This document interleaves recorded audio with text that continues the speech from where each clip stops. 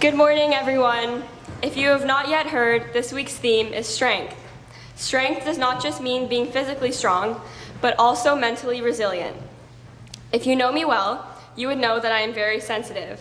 I find it easy to cry and will become disturbed from watching anything that harms real things. A few years ago, I watched a children's movie called Okja. If you haven't seen the movie, it takes place in the future and is about a young girl and her family who raise a genetically modified giant pig as a test for a company. When the company takes away the pig, named Okja, the young girl learns that he is going to be taken to a slaughterhouse for meat. The movie is about the young girl fighting to get Okja back, so it's generally a feel-good, empowering movie. However, I was so deeply affected by some of the scenes in this movie that I stopped eating meat and have been vegetarian for a little over 2 years now. This is just one of the many examples of me being very sensitive. So, as you can assume, my parents' divorce was heartbreaking for me. I was 11 at the time, still trying to navigate the start of a new middle school and figuring out my identity. Of course, I was upset of the thought of my family splitting, but also of my parents going through such a difficult time.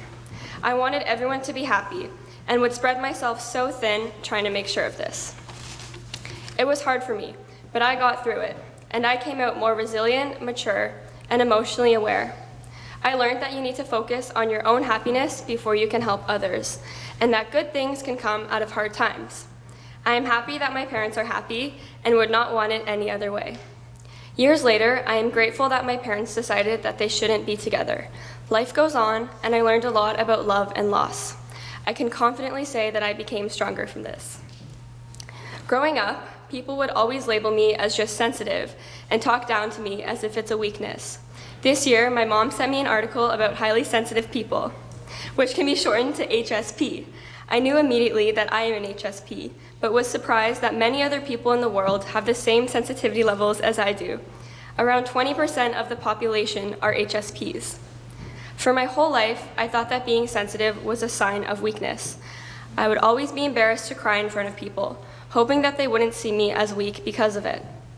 Nonetheless, after reading about HSPs and experiencing life, I have learned that being sensitive is not a prison sentence. If anything, it is a strength. Being able to show your emotions and be vulnerable takes a lot of inner strength.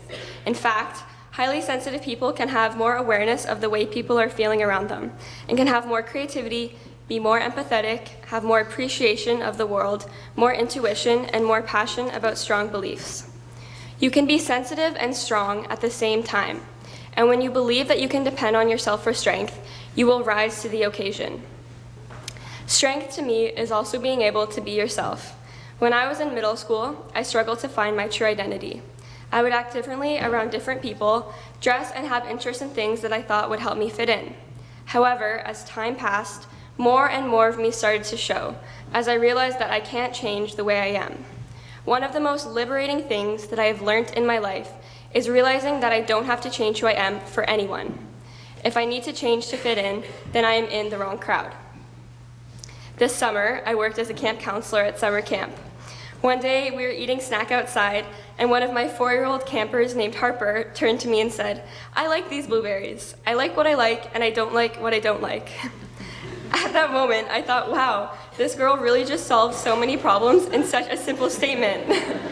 There are so many issues regarding identity in the world, and if everyone had the same mentality as Harper, people would be so much more accepting.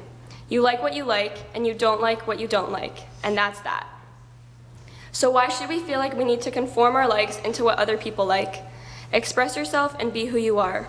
We only have so much time on this earth, so use every minute of it enjoying what you love to do. I think that with letting yourself be who you are, you also become less judgmental of other people's identity. You are in control of your own life, and if you don't know where to start, you can always start by being kind to everyone and everything. I had the honor to travel to Nepal over the winter break with a group of Appleby students. We were there for 2 weeks. We stayed in Kathmandu for 1 week, and then went on a 5-day trek in the Himalayas. It was difficult at times, but also so rewarding.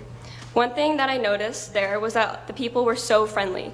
No matter how much they had, they never failed to be kind and welcome us into their country. After we finished our trek and got back to the city, we had our final group meeting in Miss Decker's hotel room. The entire group was exhausted from the long trek and a little sad to leave. Hanging on the wall, there was a piece of fabric that said, "The True Meaning of Peace" by His Holiness the 14th Dalai Lama. It really resonated with me at this point in my life, so I decided to share it with all of you. Here is what it said. The most important factor in maintaining peace within oneself, in the face of any difficulty, is one's mental attitude. If it is distorted by such feelings as anger, attachment, or jealousy, then even the most comfortable environment will bring no one peace. On the other hand, if no one's attitude is generally calm and gentle, then even a hostile environment will have little effect on one's inner peace. Since the basic source of peace and happiness is one's own mental attitude, it is worthwhile adopting means to develop it in a positive way. So to summarize, have a good mental attitude and learn ways to develop your own attitude. Always be kind. This will help create inner peace and build mental strength. Strength can be seen in many ways: being vulnerable, showing emotion, letting your true self shine through, and being able to bounce back in difficult times. Everyone here in this room is strong. Everyone here has faced their own hardships and learned from it. We are constantly growing and changing, so enjoy what you can and take the most out of every good or bad moment. Now could you please rise and sing hymn 597?